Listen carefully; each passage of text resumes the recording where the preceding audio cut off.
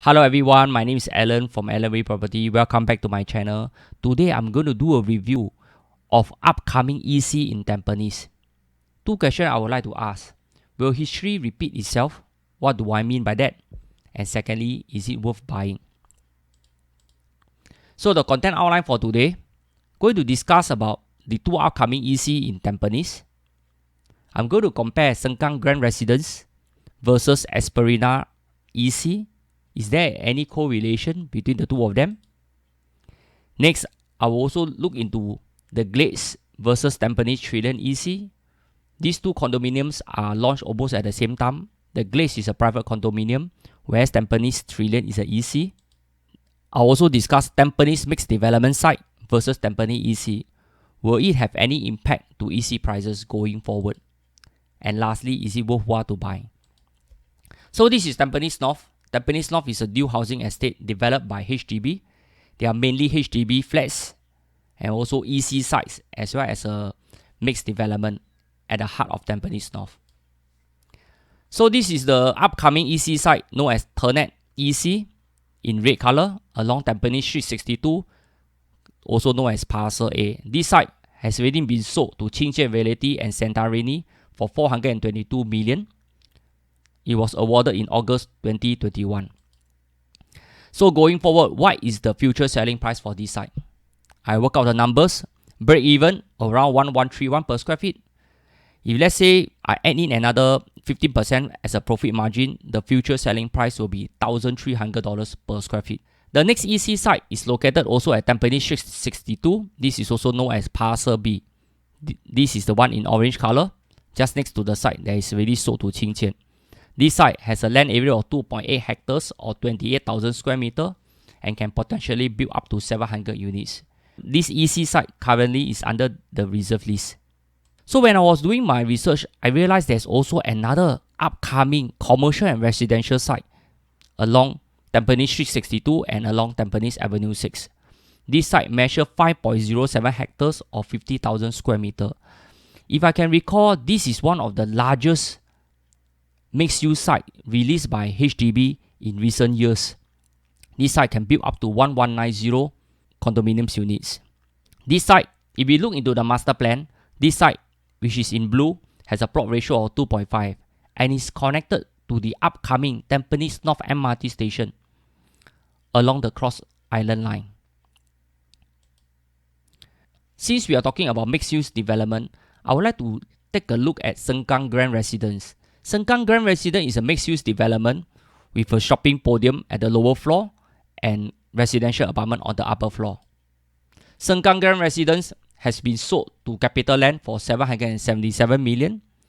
It was awarded in 2018. So this is the site next to Buangkok MRT station. The launch price in 2009 was around 1,006 to 1,009 per square feet. Today, there's no resale transaction because this condominium has yet to achieve its TOP yet. So next to Sengkang Grand Residence, there's also an existing EC site known as the Esparina EC. Esparina EC is just located opposite Sengkang Grand Residence. This site was awarded in 2010 and sold to Fraser Centrepoint as well as Lam Cham. Back in 2011, the price at launch is around 550 to 850 per square feet. Today is a cool 1,003 to 1,004 per square feet. So let us look at the past 20 transactions in Esparina Residence. These are the profit margin. They range from $500,000 to as high as 780,000. Most of the owners make a decent profit, especially after they bought directly from the developer in way back in 2010 and 2011. Those that make slightly lower profit are subsale unit or resale unit in 2018 and 2019. Okay, but just take a look at the 2010-2011 transaction. Most of the owners make very healthy profit margin. Over here, I'd like to compare Sengkang Grand Residence versus Esparina Residence since they are located very close to one another. I will also want to measure is there any impact of a mixed development site to EC prices. So if you can still recall Sengkang Grand Residence, the launch price is around 1,006 to 1,009 per square feet and is fully sold to date.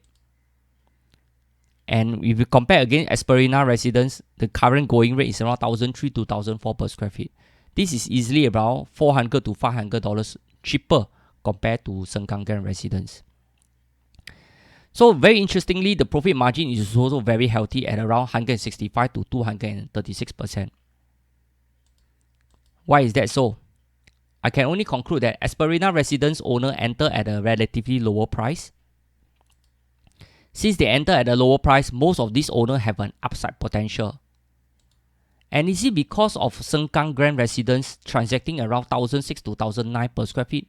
This helped to elevate Esparina residence prices.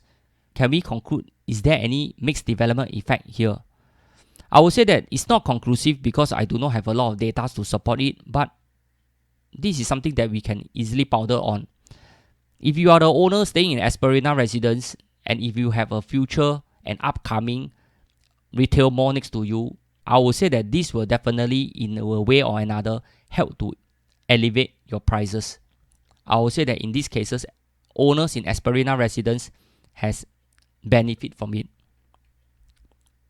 Next, we are going to compare the Glades. The Glades is a 99 years leasehold property developed by Keppel Land and China developer Wanke.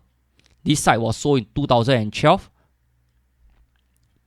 and it was launched in 2013 to 2014 at a price around 1,003 to 1,007 per square feet. Today, prices still remain almost the same at 1,005 to 1,007 per square feet. If you look at the profitable sales transaction for the Glades, most of the transaction is hovering around 100,000 and below. Tampines Trilliant is another executive condominium in Tampines, very close to Tampines MRT station. This site was awarded in 2011 and sold to Trilliant. Again, the launch price is in 2012 to 2013 is around 550 to 900 per square feet. Today is a cool 1,003 to 1,004 per square feet.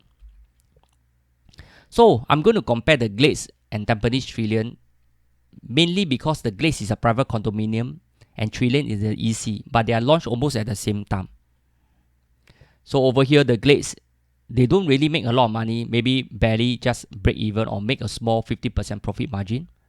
Whereas for the Tampines Trilliant, it has achieved a profit margin of 155 to 236%. So over here, what can we conclude? I would say that Tampines Trilliant owner enter at a low price and a low PSF compared to the Glades. Therefore, they see better returns.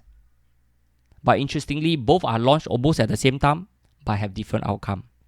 Let us go back to Tampines and look into the impact of the mixed development to the upcoming EC site.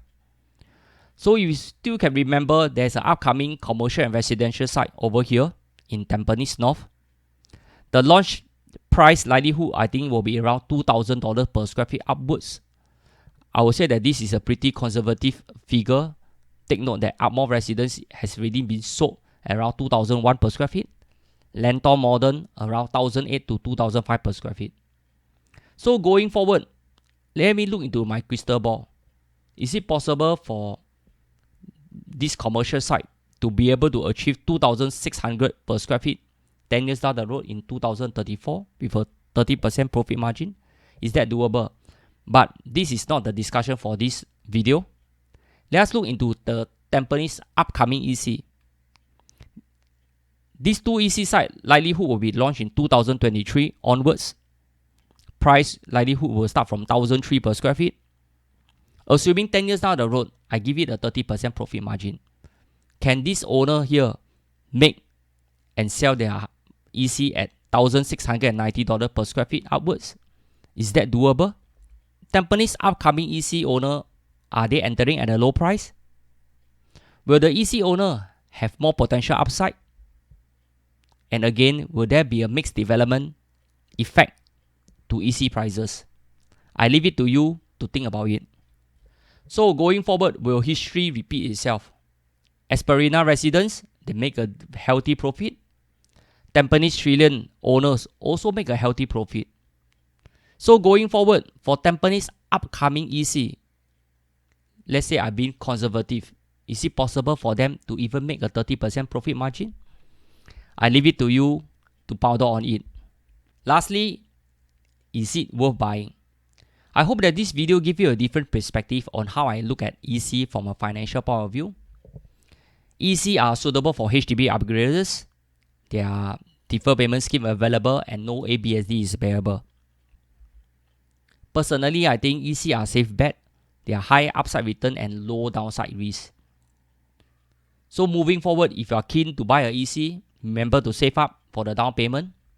And in 2023 onwards, I think there are a few EC that is worth considering from Tengah to Tampines. By the way, if you enjoyed this video, please help me to smash the like button and subscribe to this video. Thank you so much. That's all for today. Thank you so much.